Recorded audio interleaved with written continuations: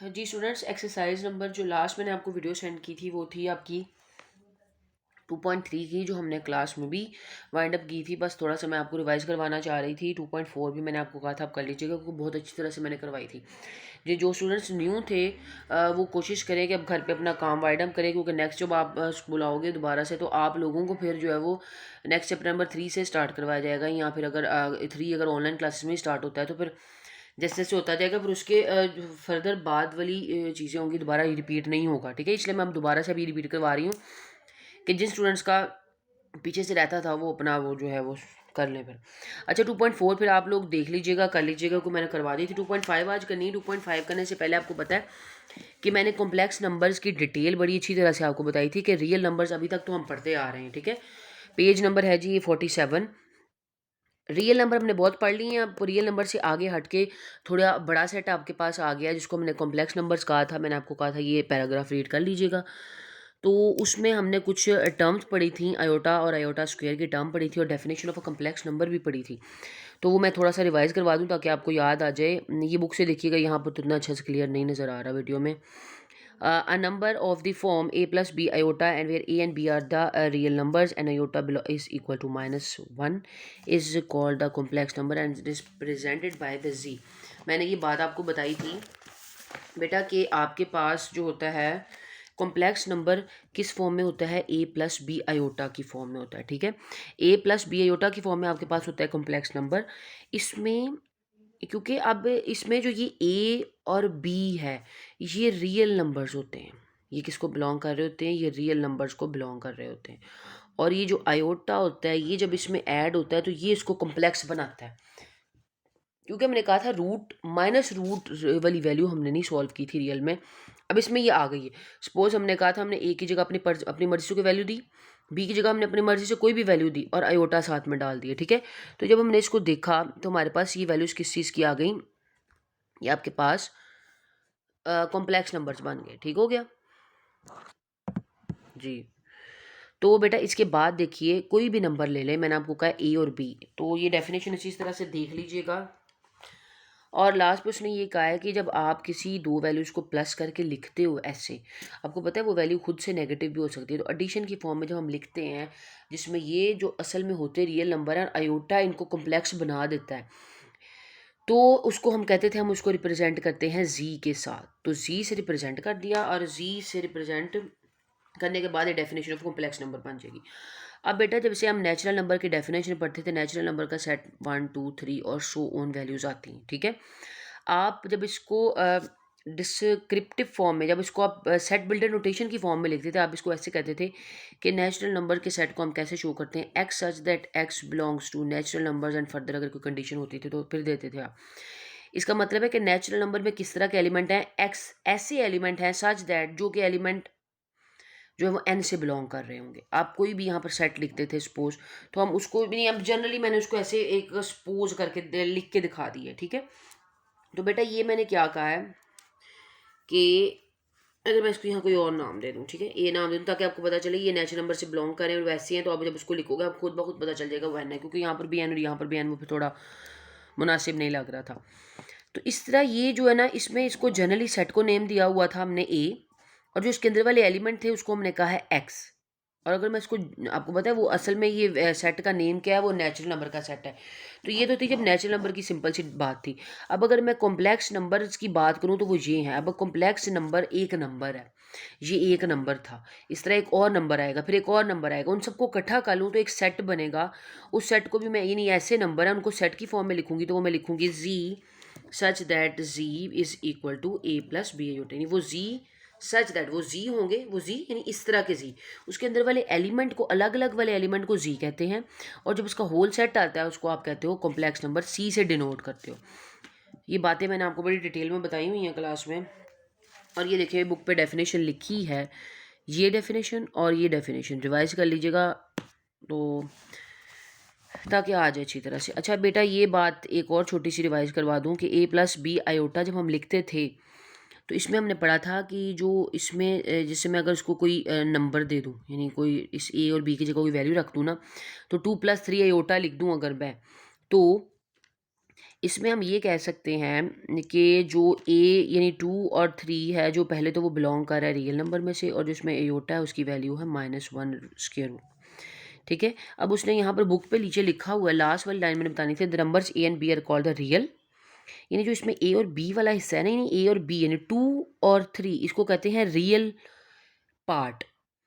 और जो इसका ये उसने and the imaginary part of z, real and imaginary, यानी इसका ये वाला पार्ट जो रियल है, और यानी आयोटा के साथ वाला पार्ट इमेजिनरी है, यानी आयोटा के पीछे वाले पार्ट को कहेंगे इमेजिनरी, और जो सिंपल वाला जिसके साथ आयोटा नहीं लिखा होगा उसको आप कहोगे वो रियल पार्ट है। ठीक है, तो इसमें रियल पार्ट अगर मैं आपको कहूँ कौन सा, आप कहोगे रियल पार्ट ऑफ किसका, जी का, ये हम इसको जी से शो करते हैं ना, वो आप कहोगे 2 है। और अगर मैं आपको कहूँ इमेजिनरी पार्ट, उसको आप लिखते हो आई एम के साथ, कैपिटल। इमेजिनरी पार्ट क्या है इसका, आयोटा के साथ वाली वैल्यू, बस आयोटा नहीं लिखना, आयोटा के साथ, तो ये आपके पास जो है वो इतनी सी वैल्यू होगी। ये उसने यहाँ बात लिखी थी वो मैंने आपको बता दी है, उसने यहाँ पर शो करने का मेथड भी बताया। ठीक है, ये सारी बातें बस रिवाइज ही हो रही है। 2.5 निकाल लीजिए बेटा, उसने 2.5 में आपको क्या एवेल्यूएट करना है, क्वेश्चन नंबर 1 करवाने लगी हूँ। Iota raise to the power 7 है, इसको एवेल्यूएट करने का क्या मेथड है कि इसकी आपने इसको सिंप्लीफाई करना है। एवेल्यूएट का मतलब होता है जितना सॉल्व हो सके। हमने 2 बातें पढ़ी थी और मैंने आपको उसमें ये बताया था कि आपने हमेशा जो है वो iota square equals to -1 use करना है। एक होती है आपके पास आयोटा की वैल्यू होती है -1 स्क्वायर रूट, ये होता है हमारे पास जनरल बात। फिर हम क्या करते हैं, इसका स्क्वायर रूट ख़त्म करने के लिए आपको पता है दोनों तरफ का क्या ले लेते होते हैं, स्क्वायर। जब किसी का रूट ख़त्म करना हो तो उसके लेना पड़ता है, और जब इस साइड का स्क्वायर लिया तो इस साइड का भी लेना पड़ेगा। तो ये आ गया आयोटा स्क्वायर, रूट रूट से कैंसिल हो गया, पीछे आ गया 1। तो इससे हमें एक और रिजल्ट मिलता है, जिससे हम ये लेते हैं कि आयोटा स्क्वायर का मतलब होता है -1, और हर जगह पे हम ये वैल्यू ही यूज़ करते हैं। तो हमने क्या करना है बेटा, इसमें आयोटा स्क्वायर की जगह उसकी वैल्यू पुट करनी है। लेकिन हमने देखा यहाँ पर तो आयोटा स्क्वायर नहीं लिखा हुआ था, यहाँ लिखा हुआ iota raise to the power 7। तो हमने इसको इस तरह से ब्रेक करना है कि आयोटा स्क्वायर की फॉर्म में आ जाए। और आपको पता है उससे पहले उससे उसको करने से पहले ये स्टेप करेंगे कि यहाँ पर जब पावर होगी ना वो ऑड होगी, यानी जो 2 के टेबल में नहीं आती है उसको इवन बना लेंगे। क्यों कि वो आपको बताती हूँ, इस 7 में से अगर मैं 1 निकाल दूँ तो क्या होगा 6, और अगर मैं यहाँ लिख दूँ आयोटा 1, तो आपको नज़र आ रहा होगा कि ये मल्टीप्लाई हो रहे हैं, बेसिस सेम है, दोनों मल्टीप्लाई हो रहे हैं, पावर्स ऐड हो जाएंगे, 6 + 1 क्या हो जाएगा 7। ये ब्रेक करना आपको सिखाया, यानी ब्रेक कर लिया मैंने इसको। क्यों किया है, क्योंकि आयोटा, चलो आयोटा की पावर 1 लिखे ना लिखे मतलब एक ही, आयोटा 6 को मैं लिख सकती हूँ 2 की फॉर्म में, यानी आयोटा 2 3 आर 6, यानी इस 6 को फिर मैंने ब्रेक कर लिया, 2 अंदर 2 रहना चाहिए था क्योंकि आयोटा स्क्वायर की वैल्यू थी मेरे पास। इसलिए मेरे पास जो भी क्वेश्चन होगा, जितनी बड़ी से बड़ी पावर होगी, आपने उसको कोशिश करनी है आयोटा स्क्वायर की फॉर्म में लिख दें। 2 बाकी कितने बचे 3, तो 3 बार 6, तो और जो एक्स्ट्रा यानी जो बचा, यानी जो, तो अगर इवन कोई क्वेश्चन हो तो आप ऐसे लिखोगे जैसे आगे आएगा। अगर कोई क्वेश्चन ऑड आ जाए आपके पास तो आप पहले क्या करोगे, उसमें से एक पावर कम करोगे ताकि वो पावर इवन बन जाए, क्योंकि 2 का टेबल इवन पावर से ही बनता है। तो फिर बाद में क्या करोगे, जब वो इवन बन जाएगी इसको ऐसे चलाते जाओगे और इस वाले को अंदर 2 बना के जो बाकी बचेंगे बाहर लिख दोगे। अब आपको पता है आयोटा स्क्वायर की जगह मैं क्या लिख दूंगी -1, और ऊपर क्या, यानी आयोटा स्क्वायर की जगह मैंने क्या लिख दिया -1, और ऊपर 3 आ गए, आयोटा एज इट इज। इधर में मल्टीप्लाई डालें ना डालें आपकी चॉइस है, मैंने कहा था डॉट डाल दें, डॉट का मतलब भी मल्टीप्लाई होता है। तो आपने देखा, अब उसने लिखा है -1⁻3, और आपको पता है -1⁻3 का मतलब है कि -1 3 दफ़ा लिखा है मल्टीप्लाई में। ठीक है, पावर का मतलब होता है उतनी दफ़ा। तो 1 1 ज़र 1, 1 1 ज़र 1, minus minus plus, plus minus minus, यानी ओवरऑल आंसर आ गया इसको सोल्व करके -1। और मैंने वैसे डायरेक्ट बताया था कि अगर कोई ब्रैकेट यूज़ हो रही हो, अंदर माइनस का साइन हो, ऊपर पावर ऑड आ जाए तो अंदर वाला माइनस ख़त्म नहीं होता। अगर ऊपर पावर इवन आ जाए तो अंदर वाला माइनस ख़त्म हो जाता है, क्योंकि ऑड वैल्यू में जितनी बार भी आप उसको मल्टीप्लाई करोगे ना माइनस को, वो एंड पे आते आते माइनस माइनस ही रहेगा। लेकिन अगर कोई पावर इवन होगी, सपोज मैं कहती यहाँ 4 है, तो कितनी बार 1 डाला था 4 दफ़ा। अगर मैं इसको मल्टीप्लाई करती minus minus plus, plus minus minus, minus minus plus, यानी एंड पे आते आते माइनस जो है ना वो प्लस हो जाता है इवन पावर में। और ये आयोटा साथ वैसे ही आ गया, यानी आपके पास आ गया आयोटा। अब 1 आयोटा डालो, यहाँ सिर्फ आयोटा डाल दो, यानी आयोटा 7 था और करते करते छोटा करते करते सिर्फ आयोटा आ गया।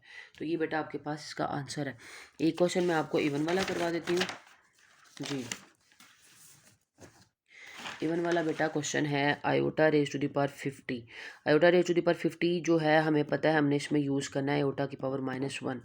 आयोटा स्क्वायर की raise to the power 2 is equal to -1। इसमें सबसे पहले हम कहते थे जो हमारे पास आयोटा होता है ना उसको इवन बनाते हैं, तो ये तो पहले ही इवन है, इसमें कोई काम ही नहीं करना पड़ेगा। तो फिर हम इसको क्या करते हैं, इवन बनाने के बाद दूसरा स्टेप क्या होता है, उसको अंदर स्क्वायर लिख देते हैं और बाकी देखते हैं कि 50 बनाने के लिए 2 को किससे मल्टीप्लाई करूँ। 2 कितने टाइम्स 50 होता है, 2 25 टाइम्स 50 होता है। ठीक है, अगर तो वो ओड होता तो पहले एक निकालते फिर करते। अब क्या करूँ, आयोटा स्क्वायर की जगह लिख दूँ -1 ऊपर 25 का 25। इसमें और आसानी होगी क्वेश्चन में ना, इसमें आयोटाइज नहीं आ रहा साथ में। किसी वैल्यू के ऊपर ऑड पावर हो, ऑड का मतलब होता है जो 2 के टेबल में नहीं आती, तो उसकी अंदर वाला माइनस खत्म नहीं होता, यानी -1 को 25 टाइम्स मल्टीप्लाई करेंगे तब भी -1 ही रहेगा। तो ये आपका आंसर आ गया। ठीक है, अब बेटा एक क्वेश्चन और करवा देती हूँ ताकि आपको सही तरह समझ आ जाए।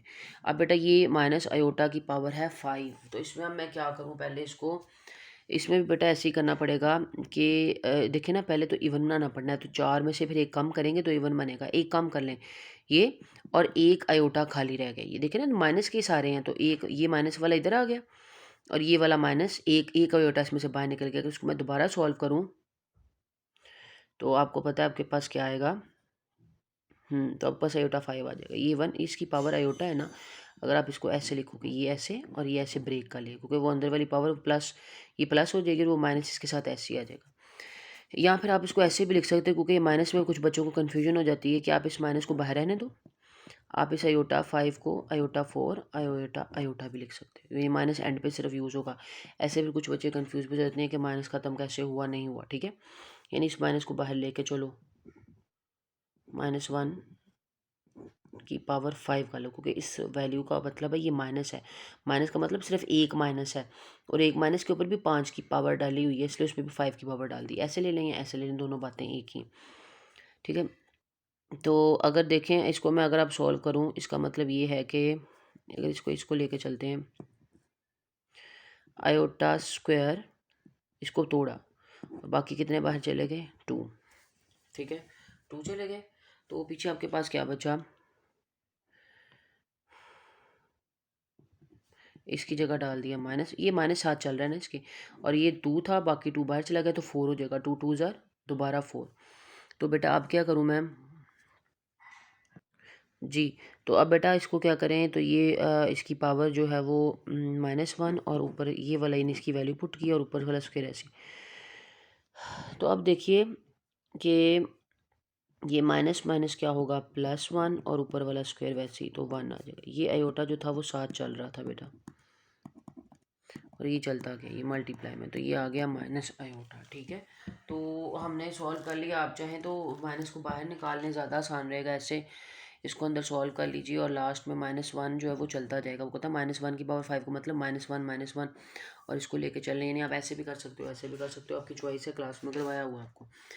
जो क्वेश्चन नंबर 2 है ना बेटा, है वो है कॉन्जुगेट लेना।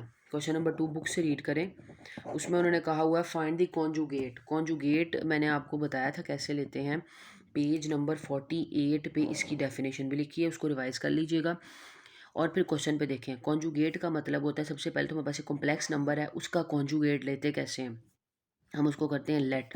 हम कहते हैं हमारे पास एक प्रॉपर पैटर्न हो ना कि कॉम्प्लेक्स नंबर किसी की इक्वल हो, हम कहते हैं हमने आमतौर पर कॉम्प्लेक्स नंबर को जी से शो किया तो हम इसको जी की इक्वल लेट कर लेते हैं, और जो काम हम खुद से लिखते हैं तो फिर हम उसके साथ लेट का वर्ड भी लिखते हैं।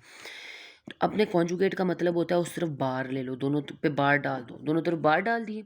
अब बार डाल दिए हैं तो बार लेने भी पड़ेंगे फिर आपको। अब बार कैसे लोगे आप, इधर तो बार ऐसे ही लिखा जाएगा, लेकिन इस साइड पे क्या होगा, आपके पास बार अप्लाई होगा। बार अप्लाई कैसे होगा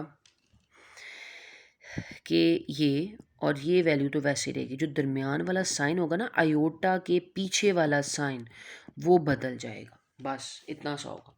आयोटा चाहे इधर लिखा हो, आयोटा चाहे इधर लिखा हो, आयोटा के पीछे, आयोटा से पहले वाला साइन जो है वो अगर प्लस है तो वो माइनस हो जाएगा, अगर वो माइनस है तो वो प्लस हो जाएगा। बस इतनी सी बात करेंगे। ठीक है, ये हमारे पास इसका आंसर आ गया, इतना सा आंसर है, बस आपने उसको चेंज कर लेना है। जैसे मैं एक और पार्ट करवा देती हूँ, एक पार्ट है बेटा इसका 3 - 5 आयोटा, ये है पार्ट नंबर 2।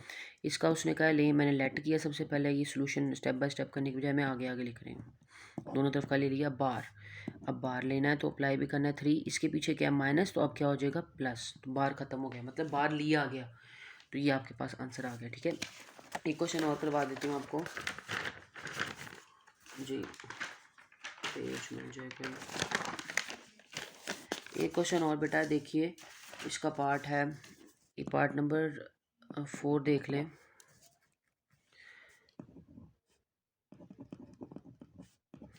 पार्ट नंबर 4 में बेटा क्या कह रहे हैं, पार्ट नंबर 4 में ये कह रहे हैं कि फिर से इसका आप लें कॉन्जुगेट, दोनों तरफ डाल दिए कॉन्जुगेट, इसको लेट करके, ठीक है।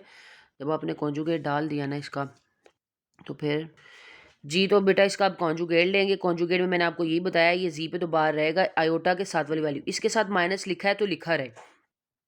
हमने जो चेंज करनी है वैल्यू, वो सिर्फ उसकी करनी है जिसमें हमारे पास आयोटा है। तो आयोटा के पीछे वाली वैल्यू का साइन जो है वो आप चेंज कर दोगे, तो वो प्लस से क्या हो गया, माइनस आपके पास, ठीक है। माइनस हमने करना था और हमने कर दिया। अब ये बेटा बाकी सारे क्वेश्चन जो आप लोगों ने कर लेने, एक पार्ट में सिर्फ आयोटा लिखा हुआ है। उस आयोटा का मतलब ये है कि उसका भी आप साइन चेंज करोगे, तो साइन चेंज में फिर इसमें जो इसका पहला वाला पार्ट था वो है ही नहीं है, वो ज़ीरो है, तो उसको लिखने की ज़रूरत नहीं है, हमने इसको लेट कर लिया। आप ज़ीरो लिखो या नहीं लिखो, आप लेट कर लो इसको और इसका बाहर लो दोनों तरफ का, तो आयोटा का साइन क्या हो जाएगा, प्लस। बस इतनी सी बात है, उसका साइन पीछे वाला चेंज हो जाएगा आयोटा के साथ वाला, ठीक है। अब बेटा 3 वाला क्वेश्चन है, वो देख लें। 3 वाले क्वेश्चन में क्या कह रहे हैं, उसने कहा है रियल और इमेजिनरी पार्ट लिखो। मैंने अभी आपको बताया था पहले लेट करना है, इसको लेट कर लिया। अब हमने कहा इसका रियल और imaginary part. Real part of G क्या है बेटा, इसका रियल पार्ट अगर आपको नज़र आ रहा हो कि मैंने कहा था सिंपल वाला जिसका आयोटा नहीं लिखा, वो रियल पार्ट होता है 1। तो imaginary part of z iota के साथ वाला, आयोटा के साथ कुछ भी नहीं लिखा मतलब 1 लिखा है, तो इसका दोनों पार्ट 1 आ गए। एक और पार्ट है उसमें लिखा है, इसका भी रियल और इमेजिनरी पार्ट बताइए, तीसरे के सारे पार्ट कर रही हूँ बेटा। तो रियल पार्ट ये पहले लेट किया, खुद से जी के इक्वल रखा, फिर हमने कहा रियल, क्योंकि हमने यहाँ जी नेम देना था ना, इसलिए हमने उसको किसी के इक्वल पहले लेट कर लिया। तो इसमें हमने कहा वो -1, साइन भी साथ लिखेंगे, यहाँ प्लस था तो प्लस डालने की ज़रूरत नहीं पड़ी। Imaginary part of z iota के पीछे है 2, तो 2 हमने लिख लिया। बाकी सारे पार्ट्स भी इसके इस तरह। लास्ट क्वेश्चन है आज का बेटा, क्वेश्चन नंबर 4। क्वेश्चन नंबर 4 में क्या कह रहे हैं, find the value of x and y if x plus iota y is equals to 1 plus iota y plus 1 is equals to 4, sorry question दोबारा लिखती हूँ मैं, x plus iota y plus 1 is equals to 4 minus 3 iota. उसने कहा x और y की value मालूम करो। हमें इस बात का पता होना चाहिए बेटा कि जब x और y की वैल्यू मालूम करते हैं तो जो सिंपल वैल्यू होती है वो सिंपल की इक्वल का है ना, उन्होंने कहा ये इक्वल है दोनों। तो हमें पता है जो सिंपल वैल्यू होगी वो सिंपल की इक्वल होगी, जो अयोटा वाली वैल्यू होगी वो अयोटा की इक्वल होगी। तो यहाँ से हम निकाल सकते हैं सिंपल कौन सी है जो अयोटा के अलावा है, वो है x और 1 और दरमियान में है प्लस, x प्लस 1। तो इसको अगर मैं x प्लस 1 को लिखूँ तो x प्लस 1 यहाँ से इक्वल आएगा 4 के, ठीक है। हमने कैसे निकाला कि x प्लस 1 को 4 के इक्वल रख लिया और यहाँ से x का आंसर आ सकता है, यहाँ पर x के साथ 1 मल्टी प्लस हो रहा है तो जाके माइनस हो गया, तो x का आंसर आ गया 2। इसी तरह से अयोटा वाली वैल्यू अयोटा की इक्वल रखी थी और रियल वाली जो वैल्यूज़ थी उन दोनों को x वाले को इकट्ठा करके इसकी इक्वल रख दिया था। तो ये है आपके पास iota y is equals to -3 iota. Sign भी साथ डालने, इसका प्लस था तो डालने की ज़रूरत नहीं पड़ी आपको, ठीक है। सॉरी यहाँ पर था 4, मैं गलती से 3 लिखी, तो 4 माइनस 1 करना था, 3 आ गया, ये 4 था।